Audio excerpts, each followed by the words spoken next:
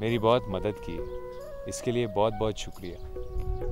मैं ज़्यादा अरसा शहर में रहा हूँ, लेकिन जैसे ही मुझे रिश्तों की अहमियत का एहसास हुआ तो मैं अपनों के पास चला आया। सोराब भी तो अपना है, लेकिन इसे रिश्तों का पहचान क्यों नहीं है? उसे देखकर अपनायत का एहसास क्यों नहीं होता? और फिर ये पराया शख्स,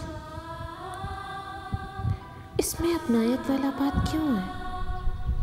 तुमने कुछ कहा? हाँ, नहीं, वो पहली दफा जब तुमने हमारे दरवाजे पर दस्तक दिया था तो तुमने बताया था कि हम कजीर गांव से। हाँ जी, ऐसा ही है।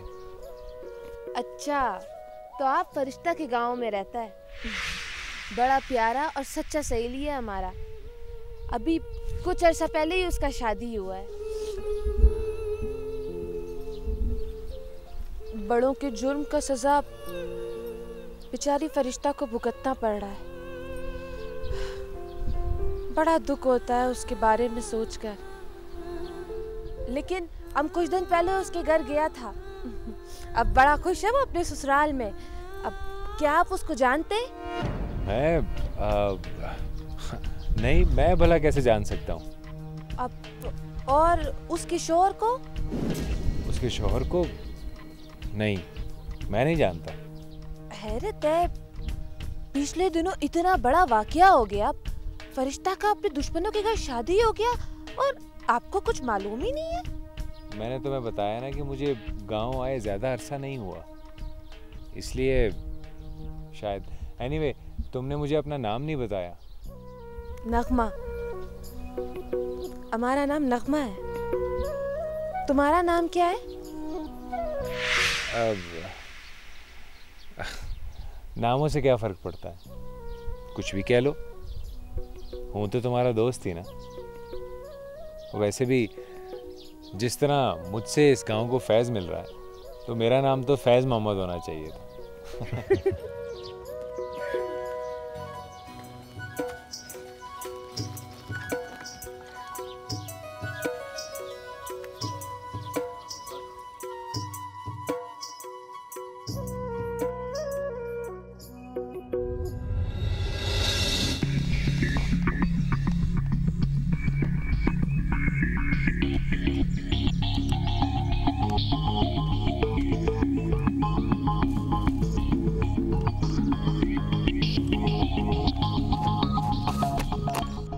क्या तुम किसी को पसंद करने लगी हो?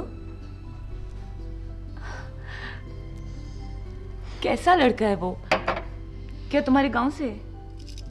नहीं, तुम्हारे ससुराल के गांव से। मेरे ससुराल के गांव से? क्या करता है, कहाँ रहता है, क्या काम करता है, उसका नाम क्या है? देखने में तो खूबसूरत और मुहज़्ज़ब है। एक दो बार मिल चुका है मुझसे, लेकिन हमको लगता है कि उसके दोस्त को हमारा दोस्ती पसंद नहीं है। क्या नाम है उसके दोस्त का? सही से याद नहीं आ रहा, पता नहीं। अच्छा चलो, उसका नाम बता दो जिसे तुम पसंद करती हो। फरिश्ता, अब जैसा फैज़ वो लोगों को बख्श रहा है ना, उससे तो लगता है कि उसका नाम फैज़ मोहम्मद होगा। फैज़ मोहम्मद? अच्छा नाम है। मैं तुम्हारे लिए बहुत खुश हूँ।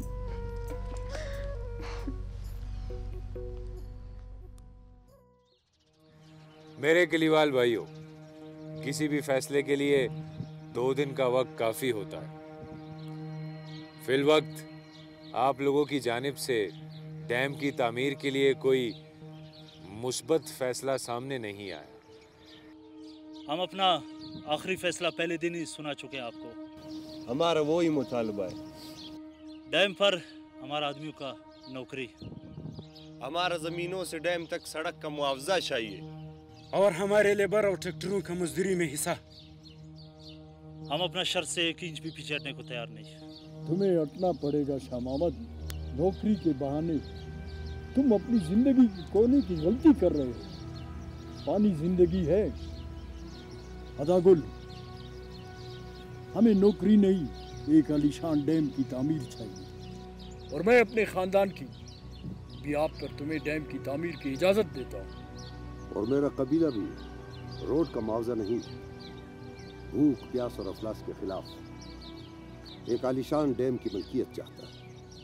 मेरे अजीजों, मेरे कलीवाल भाइयों, तुम छोड़ो अब्दुल ज़ाहिर की बातों को। मैं तो ये कहता हूँ कि ये डैम हम सब का है।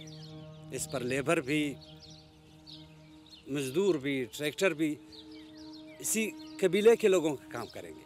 ये इस कस्बे की खुशबख्ती है कि एक नहीं दो मुतबरीन इस नौजवान की हौसला अफजाई के लिए हमारे दरमियान में मौजूद है। बोलो, मंजूर है? हाँ मंजूर है। मंजूर है? हाँ मंजूर है। बेजुबान बेजुबान बेजुबान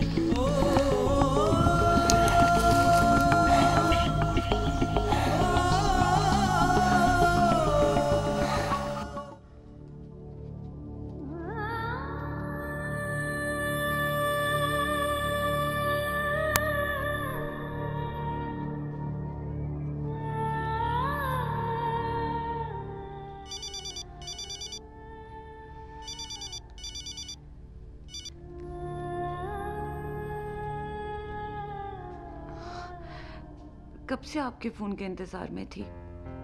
आपने तो एक दिन भी फ़ोन नहीं किया।